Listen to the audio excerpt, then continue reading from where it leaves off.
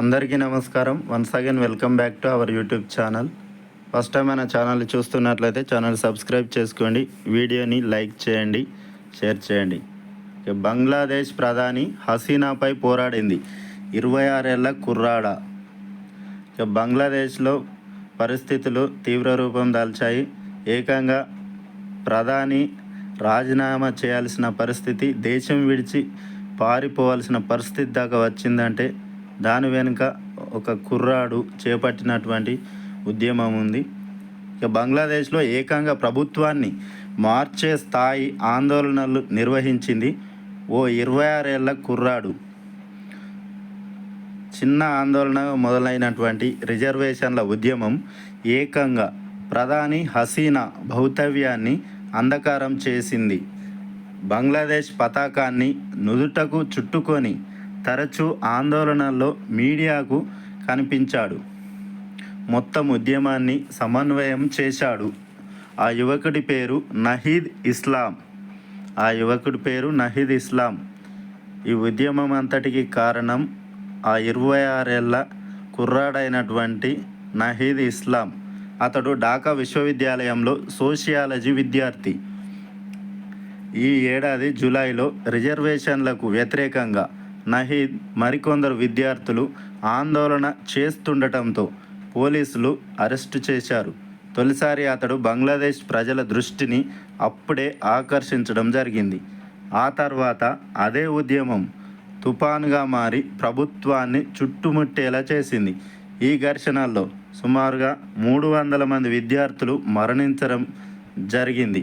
వీరిలో చాలామంది వివిధ విశ్వవిద్యాలయాలకు చెందిన వారు ఉన్నారు.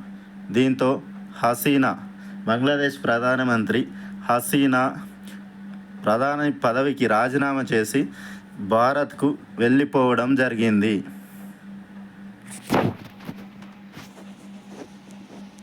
ఇక నేటి సాయంత్రం నహీద్ ఇతర విద్యార్థి నాయకులు army chief general Waqar uz జమాన్తో భేటీ కానున్నారు. ఈ విద్యార్థుల బృందం సైన్యం లేదా ప్రత్యామ్నాయ ప్రభుత్వాన్ని అంగీకరించడం లేదు. నోబెల్ గ్రహీత మహమ్మద్ యూనిస్ చీఫ్ అడ్వైజర్గా ప్రభుత్వం ఏర్పాటు చేయాలని కోరుతున్నారు. విద్యార్థి ఉద్యమం ఆమోదం లేని ఏ ప్రభుత్వాన్ని కూడా అంగీకరించబోమని నహీద్ ఇస్లాం ఫేస్బుక్ పోస్టులో పేర్కొనడం జరిగింది. 1998 సంవత్సరంలో ఢాకాలో నహీద్ జన్మించాడు. అతడి తండ్రి ఓ టీచర్. అతడి సోదరుడు నకీబ్. అతడు కూడా ఈ ఉద్యమంలో పాల్గొనడం జరిగింది. తన సోదరుడు గురించి నకీబ్ చెబుతూ, అతడు ఎప్పుడూ దేశంలో మార్పు రావాలని ఆకాంక్షించేవాడు. అతడిని పోలీసులు అరెస్టు చేసి స్పృహ తప్పేలా హింసించారు. ఆ తర్వాత రోడ్డుపై పారేశారు.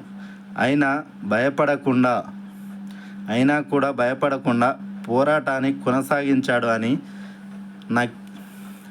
నహీద్ సోదరుడు నకీబ్ పేర్కొనడం జరిగింది. ఏది ఏమైనప్పటికీ ఒక దేశంలో ఇంతటి ఉద్యమం ఉవ్వెత్తున చెలరేగేలా చేసినటువంటి ఒక విద్యార్థి, ఒక 26 ఏళ్ల కుర్రాడు దేశ ప్రధాని రాజీనామా చేసి దేశాన్ని విడిచి పారిపోయేలా చేయడం జరిగింది. Okay, thanks for watching. Please subscribe my channel. Thank you.